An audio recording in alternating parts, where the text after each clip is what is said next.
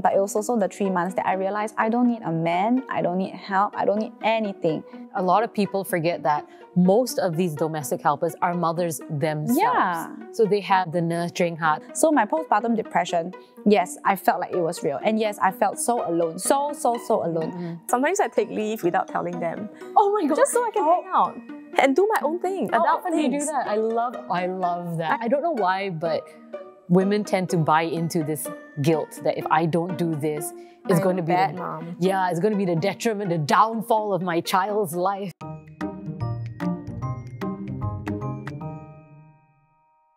Hi, I'm Estelle. I'm Jill. And I'm Cheryl. Welcome to another episode of Two Tired Moms. And Cheryl.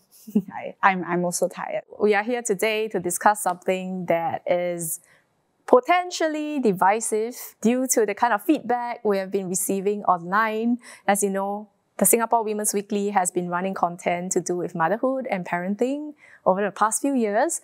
And we put up an article recently about the outsourcing of help in terms of childcare duties. And I think that got us a lot of reactions online, especially on Instagram, where people came in to weigh in on whether or not it's right to outsource your parenting and childcare duties to a helper. Okay. Why is it even called outsourcing though? Like I think that's so wrong that you're outsourcing your duties. Okay, so in that article on womensweekly.com.sg, the writer actually calls it outsourcing because she leaves all the grunt work for her helper to do. Changing of diapers, feeding the baby, calming the baby down, giving the baby a bath, and she's just there for breastfeeding. So she made it very clear that her duty is just going to be breastfeeding and the helper is there to do the rest. Did you do confinement? I only did 2 weeks of confinement actually. I did eat like a full meal, but to be honest, the first 4 months of my daughter being born, I did everything on my own. Oh. I didn't have a helper and I was alone in Singapore. My then husband would help occasionally change diapers here and there, but everything else I did on my own. And I was also breastfeeding at the time. Right. So I was exclusively pumping. So I remember waking up every 2 hours. I would wake up, I'll get my pumps ready, I will pump, and I would wash my pump, and I'll feed my daughter. By the time I feed my daughter, I will wash the bottles. And by the time I wash everything... It's an next feed. Yeah, it's a next feed. Wait, so let's be clear, you had no helper back then. It was just you and the baby. Yeah, and my then husband, yeah. And did you guys ever think about getting help before the baby came out? I did. I mean, I spoke with my husband at the time, but when I was pregnant, I also didn't make any money. So I wasn't working as well. Obviously, I couldn't make all the decisions, but I didn't feel the need yet then to get a helper until I actually gave birth. But we actually started looking for a helper. So my mom actually helped me look for a helper in Malaysia towards like the 2nd or 3rd month, but it took some time. So for 4 months, I did everything alone. Yeah. That's wild. How do you even manage to sleep at all? Honestly, when I think back right now, I think that was a point of my time where I think I was like super mom mode. And to be honest, I didn't even have time to think about any other aspect of my life. Like everything was about my daughter. So whatever it is that people were doing, you know, my then husband was doing or whatever, I don't even have time to bother, you know. I was so jam-packed with just mom duties. But honestly, I was happy with it. Like, I enjoyed it. Yeah, and the content I made and the work that I created from it was made out of a lot of love. So I actually really enjoyed it. I mean, looking back, yes, it was tiring. Thank God I have a helper now. But I feel like being able to overcome that kind of foreshadowed what I needed to do today. Which built me into who I am today. Wait, so how do you even pick up those skills, like bathing a newborn, changing the diapers? I was very blessed because prior to delivering my daughter, I actually had like a few sponsors. Like I even went to Hegan, the HQ, they actually did a little class for me. I had 2 weeks of confinement at this confinement center called My Queen in Sentosa. Oh, wow. Yeah, and they were so sweet. They taught me everything. The owner, Mei-Ling, she was so sweet. She taught me everything from beginning to end. The nurses, they taught me how to change, how to shower, and they even made me practice. They made my then husband practice as well. Okay, so breastfeeding was a bit tough for me because I always got mastitis. I always got clogs, everything. Yep. I had a lactation consultant called Hatch Plus. So they are like a lactation company, and they actually came over whenever I had mastitis to teach me one by one on how to settle it. And my confinement food was settled as well because I had a confinement company who also, by the way, if you guys are looking for confinement companies, I know I'm putting a lot of names, but like really they actually helped me a lot. So my confinement food company was literally the lifesaver because my soup, my drinks, everything, my herbs, everything was like given by them. And it was actually a female-owned mother business as well. So the owner of this company, she's actually a mom herself, and she created this for moms. It's called Mama's J. So it's actually a very, very wonderful small business that even she was checking in on me and all. So I was very, very blessed because I had although I didn't have my parents physically in Singapore to help me, I feel like mentally and the support system I had was from all these beautiful clients who actually helped me out through it. So I learned. I want to speak on that as well. So like our first episode was about the support you need and why you wanted to have children and what support you would need. Not once did she say buy baby clothes, buy toys. Okay, so now can we learn? Get your friends together. If you have a friend who is going to be expecting a baby, confinement food. Yes. We agree, confinement food is like the best thing. And breast care. Yes, lactation support. That's what it's called. I think a lot of us forget to plan that when we are pregnant because we're all busy thinking about the birth, the labor, right? Yes. And what comes after is always a big question mark. So I think lactation support is so important. I've heard from so many friends the difference it makes in your breastfeeding journey. Yes. And how long you actually can carry on breastfeeding. Because like some people are undersupply, some are oversupply, and some just keep getting clogged ducts. So there's lots of help out there. My point is, if you have had confinement in that 1 month, essentially all you're supposed to do is sleep and breastfeed. So why is it outside of that 1 month is considered outsourcing? Why suddenly there's a timeline that, okay, for the first month I'm recovering, I do minimal work. But then after, if my child is 6 months or 4 months, I get a helper and suddenly now I'm being judged as a mother who does not do it all for my child. I think because it's been like pretty much ingrained in all of us in this Asian culture, confinement being 1 month, right? Like there are very few of us that do confinement for 2 or 3 months.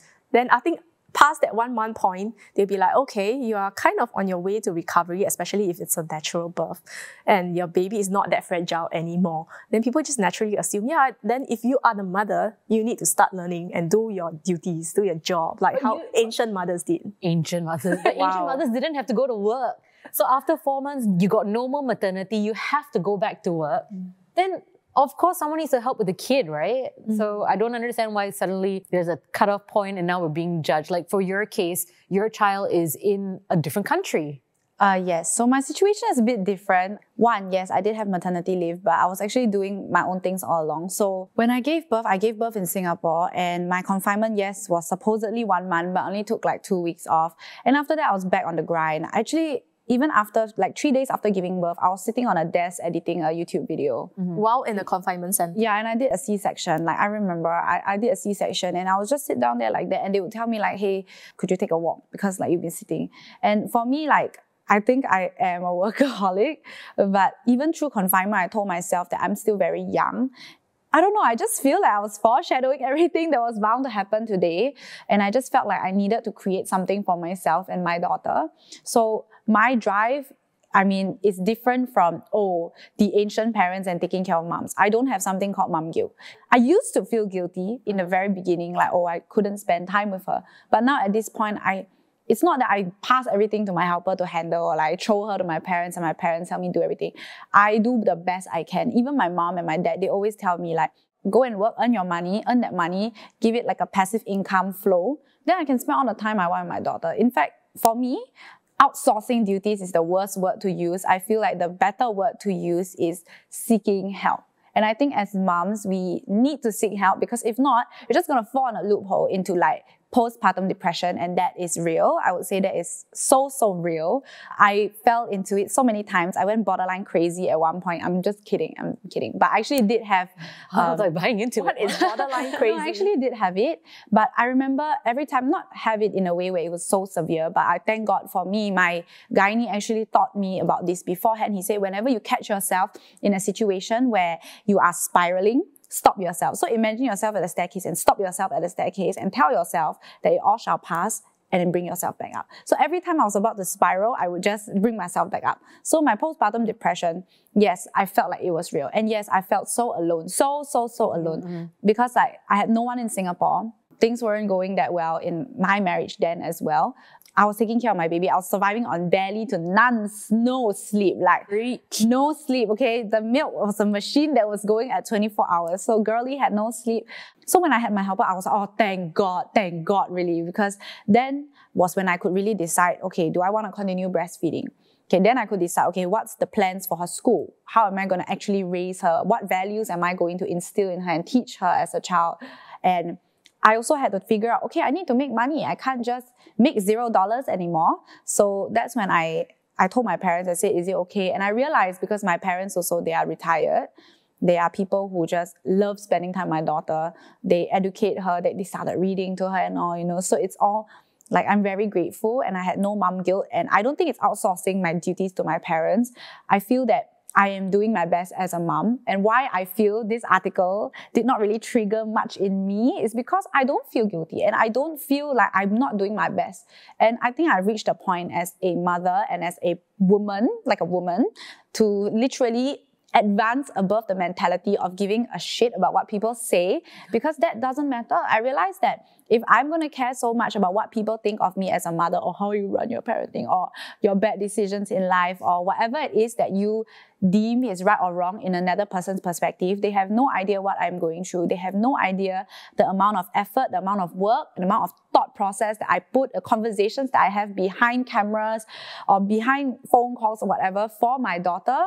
She was booking tickets while we were setting up. She's like, I'm booking my flight back because I need to go see my daughter, and my flight got cancelled, so I got to rebook again. Yeah, and honestly, the reason why this whole outsourcing thing didn't trigger me is because I felt like, okay, then you can get mad at the fact that you think outsourcing is a bad thing and women are not supposed to work and whatsoever. But I believe that one day when my child looks at this, I want her to be like, damn, mommy, you did your best and you're always doing your best. And I'm so proud of you, because if my mom did this, which I know my mom did, because my mom was a working mom and she also made time for me, I'm closer to my mom than ever. I've never once asked her, why did you work? You know, in fact, I was just like, yeah, you are working, I'm going to work too. I want to give you the best life possible. I want to give my parents the best life possible. And I want my daughter to eventually watch this someday or read the same article someday and be like, what's wrong with that? Okay, so that's the end of our episode. She basically did everything for us. I have a few questions. Okay. At what point in your recovery, the postpartum period, did you start getting help? Like what help? Okay, after 2 weeks in your confinement center, you went back home, started doing everything yourself. Yeah. And for how long did that last before you had a helper come in? 3.5 months.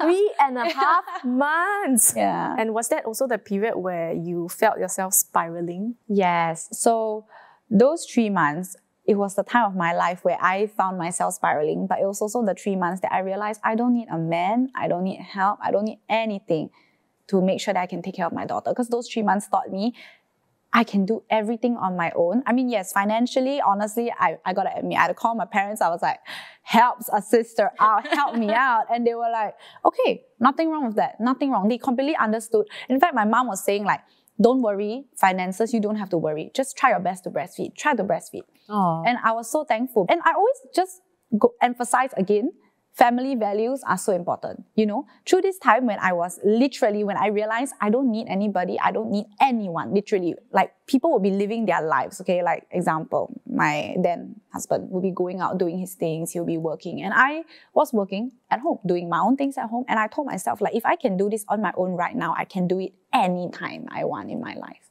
But was it also that point where you started to think that maybe your life, your future, you did not see him in it, which is why you were trying to like prepare to do everything by yourself? Actually, no. I didn't plan it. I just really had no choice. So again, I think parenting took a very big toll on us. Yes. You know? And it's very different. It's a very different lifestyle. To his defense, this is something I would say, like, I really feel like he did try his best. He really did. But his best is not up to my expectation of what I wanted as a parent. And I think everybody has their own expectations, and that is okay. It's completely fine. So I'm not going to say, no, he did do his best, and I'm happy that he did his best, and I'm grateful. However, we just didn't wasn't good enough. Yeah, it wasn't good enough in my perspective. But in his perspective, it was his best. So we just weren't aligned. We just had different values. We just weren't aligned, and that's fine.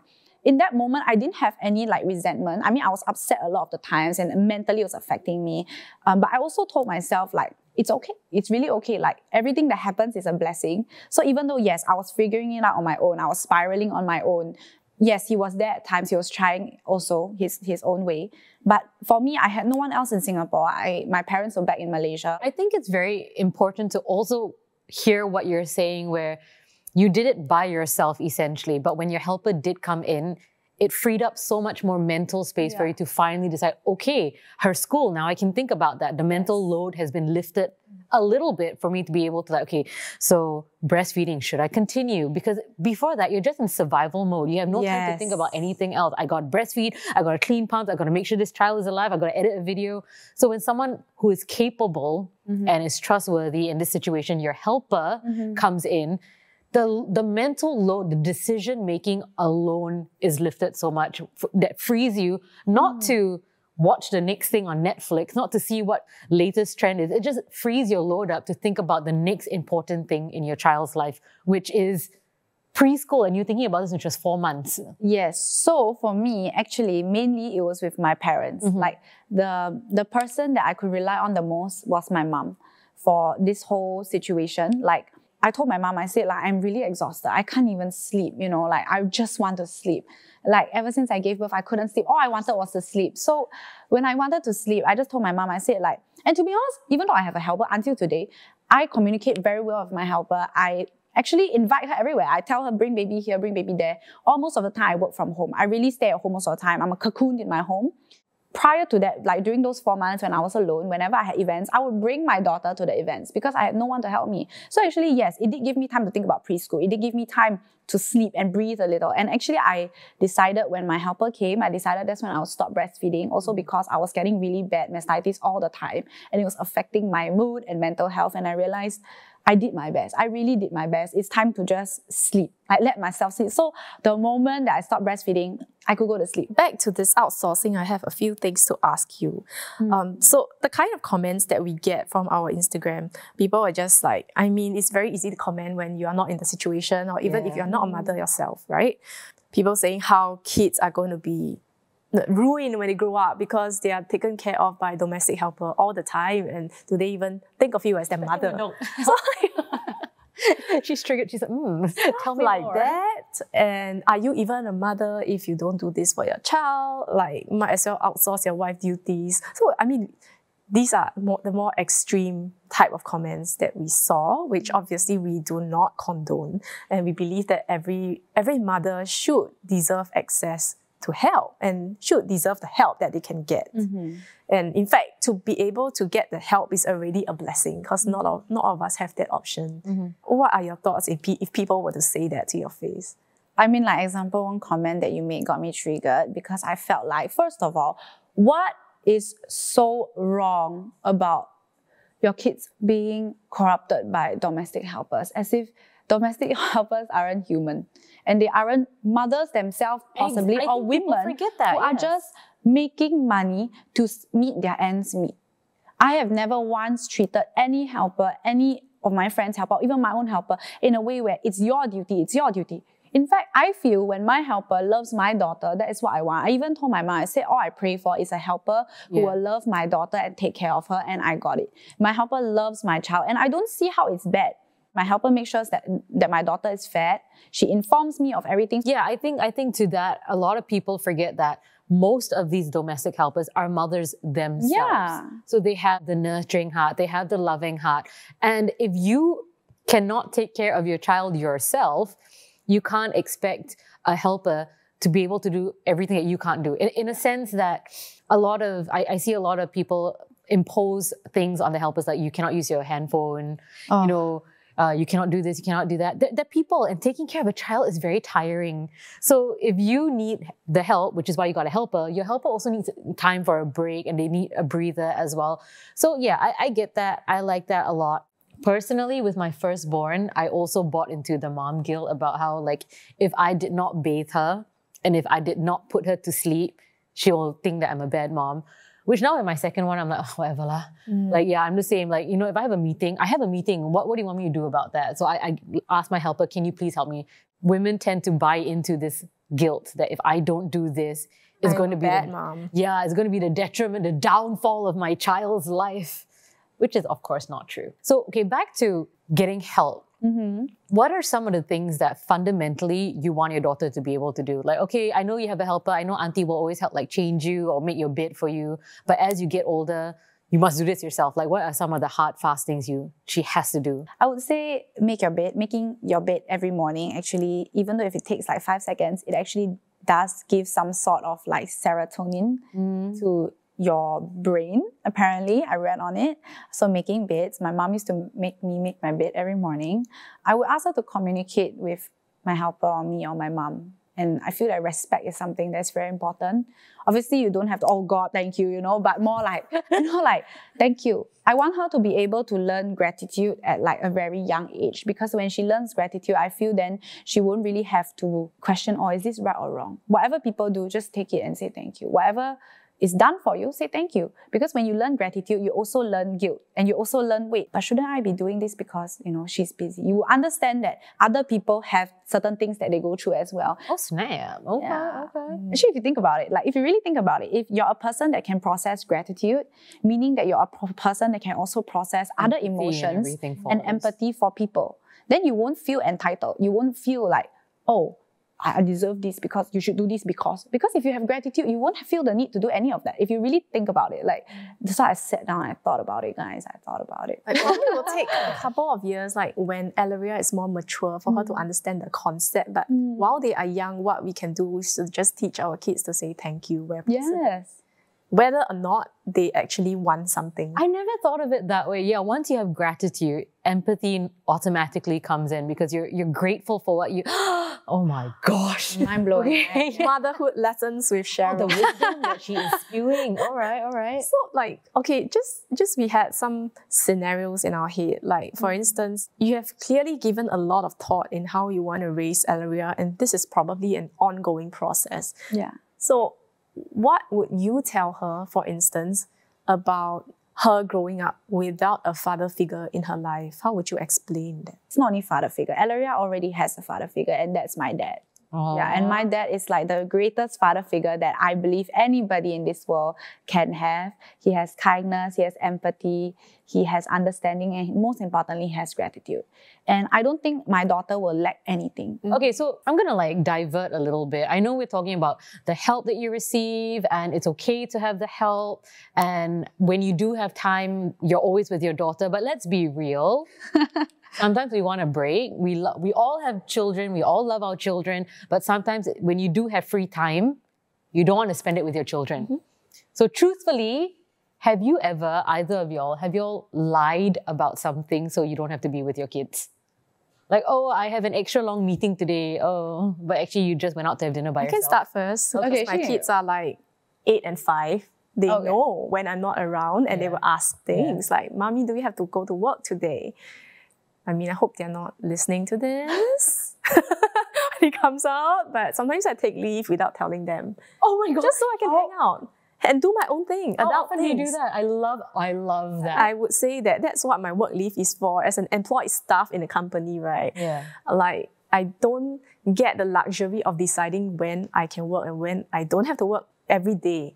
So when I get to plan my leave, I make sure I allocate a certain percentage to just myself or with my friends.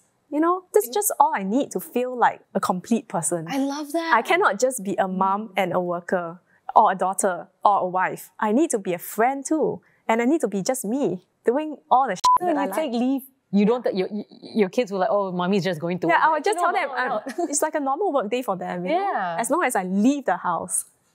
And that's because I also have the luxury of help. My in-laws help to look after my kids. So I know they are in good safe hands. Okay. Yeah. I'm past the stage where I feel guilty. I think the guilt came in more so in the first 1 to 2 years of their lives when they were still like relying on me for breast milk, walking, talking and all that. But now they have minds of their own. They can play their own games and hang out by themselves. So I'm like enjoying it. It never occurred to me to do that. Take leave and just like... They're teaching you methods, guys. They're teaching Yes. methods. Why not? You deserve it. I deserve it. Yes. Yes. Oh my gosh. I know. Okay, you don't have... Y'all, I can't relate to y'all, man. I'm sorry. I mean, I'm hyping y'all up, but I really, honestly, I can't relate. Yeah, because, so you don't have leave. You work. You Okay, actually, my way of doing things is a bit different. I currently don't spend every single day with her. So honestly, whenever I can, I just want to run to her. And whenever she's with me in Singapore, I spend almost 24 hours with her. So I only start to work. I mean, other than going to events. Yes, I go to events and I work. But I usually will arrange my things around her. And it's always the same thing. Like my friends, they know if my baby is in town, you will not see me, you gotta come to me. I'm not gonna come to you. You want me to go out midnight? Like if I were to go out, like maybe for a girls' night out or go in a party or something like that, I would tell my helper and I would say, look, I'll be out from 12 to 2. I'll be latest back by 2. If she cries, please let me know. I'll be back. But I will put her to bed. So for me, I will only have that little leeway, like 2 hours maximum, like maybe once a month or once every 2 months, that kind of thing. But I won't feel guilty. I'll just always be thinking about her in the club, obviously, example. And my phone screen is her. So I'm doing is looking at her. I'm like texting my helper, everything okay? If my helper is sleeping, then it's okay, means everything is fine. I don't overthink it, actually. I don't. I just tell myself like, I can be present. Like example, when I first went to Bali, okay, this is a funny story, but when I went to Bali last year in December, everyone assumed that I went on a girls' trip, which I did. But actually, it was a full-blown family trip. Like, I brought my mom, my dad, my aunt, my uncle, my helper, my baby. Okay, like, we got a 4 or 5 bedroom villa and we all stayed there. And I just didn't show that part of my holiday, of course, but it was a very relaxing part. And it was Elleria's first holiday as well. So during that time, my girlfriends, they were like, yo, the streets are calling you home. Like, homie, come on, the streets are calling home. And I was just like, yo, I also want to go back to the streets, but for some reason I can't, because like every time like a guy asks me on a date or anytime even a guy texts me, I get super turned off to reply. It's to the point because like all I want, if I have time, is to go sleep or spend time with my daughter, because if I have time away from work, I'm going to go there. And I feel that takes a lot in a man to be able to accept it, and not many men can. So yeah, it's just not many men can. So question, since you brought up dating, your new potential date, would you specifically look for a guy that has a child? No. Or an older man. Or an older man? I would look for older men because, but not like old, you know, like maybe like how 10, 12, 15 years maximum. But not like ready to collect CPF kind of. No. Okay, basically, the reason why I say older man is because I feel that younger guys, they won't understand where I come from. And of course, yes, I'm not somebody who is easy to handle, and I'm very aware of that. Like, first, I have a daughter, and second, my daughter will forever be my number one. You have to accept being like number 4 in the list, you know. Why who's 2 and 3? My parents, my brother, my dog. Then you come, you know. and to be honest, like, I'm looking for somebody, like the way I put it into dating right now. I'm not dating to like, you know, sleep around or like go homie hopping or like, you know, just relieve stress. In fact, like that is the least of what I want. What I want is somebody who I will spend the next few years, rest of my life with, and somebody that my daughter will grow up around and actually learn the values from him, and he loves her as his own, you know. And I feel that takes a lot in a man, and for a man to understand, for a man to want that as a part of his life. You know? I see good things. I feel good aura. I feel good vibes. I think you're going to get what you're asking for and what you're. We shall see. I just have a thought. What if your daughter were to follow in your footsteps? What would you do? I would support you, honey. I mean, honestly, if it were to be getting married in 10 days, I would stop you there and say, please, like, one person's mistake is another person's like lesson to learn over. But it wasn't a mistake too. I mean, obviously I would advise her. I mean, my parents advised me, but I didn't listen too, you understand? Like, so I feel in order to prevent that in the first place, I need to be able to be more communicative with her in the first place, to answer why certain things happen, why I did certain things. And if she were to follow my footsteps and do social media or whatever she wants to do, my parents were very supportive with me as long as I got a degree. That was the terms and conditions. As long as you get a degree, you are free to do what you want. And I never understood why until today that my degree was my safety net all along. Mm-hmm. And it's not that they never supported me. They always supported me. And I'm so thankful I had the opportunity to go overseas to study. I had the opportunity to study. You know, most people don't even have that. And I had the opportunity. I'm so thankful. But I always knew in my life, like since I was a kid, when I used to make like, what's in my bag? YouTube videos, that this was my purpose. My gift is to share. And I think like I was given lessons in life like this and situations in my life that I had to let happen to me in order that I could share. If not, I had no experience. If not, I was filled with entitlement. I was filled with, delusion. I was filled with just unnecessary things that fueled me and make me who I am. So I feel I needed every single thing, every single alignment in my life that happened to shape me into who I am today. And that's... But I think it's a testament to your parents. Really? Real. Like the person that you are and the relationship that you have with your parents, I feel like if history were to repeat itself and Elleria does the exact same thing you did, social media gets married in 10 days, she does so knowing that she has your support and that, hey man, if this doesn't work out, mom's going to back me up. I can always turn to mom. Yeah. So I think that's also like a testament to your parents that have provided you such a strong foundation that that you feel safe returning to them. Yeah. If things don't work out, they got me, I can go back to them. But there's another point that I want to put out there though, because I know a lot of people come from broken families as well, and people who didn't grow up in families where they could communicate and feel safe. To those people that go through that, I would say that yes, I was very blessed and I am very blessed to have amazing parents. But if you don't, and if you struggle with your parents, you should always put yourself as your own safe outlet.